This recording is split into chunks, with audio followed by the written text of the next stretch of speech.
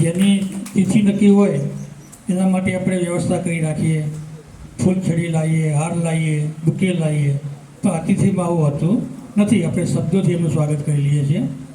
ટૂંકમાં જો અમને પરિચય આપો તો શ્રી નીરવભાઈ આપણે ડીસા શહેરની અંદર નવજીવન બીએડ કોલેજ ચાલે છે.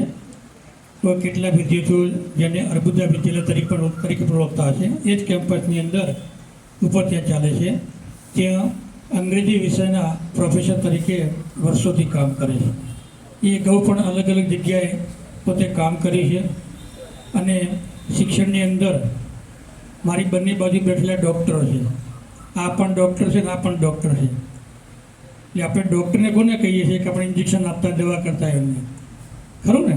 પણ આપણા શિક્ષણની અંદર જે લોકો સતત ભણભણ કરે, કાંઈક નવું શીખવા માટે પ્રયત્ન કરે અને શિક્ષણની અંદર કાંઈક નવું વિકસાવે, નવું સંશોધન કરે, એને આપણે શિક્ષણની ભાષાની અંદર, ડિગ્રીની અંદર આપણે એમને ડૉક્ટરેટ ડિગ્રી આપીએ છીએ, જેને આપણે પીએચડી કહેતા હોઈએ છીએ.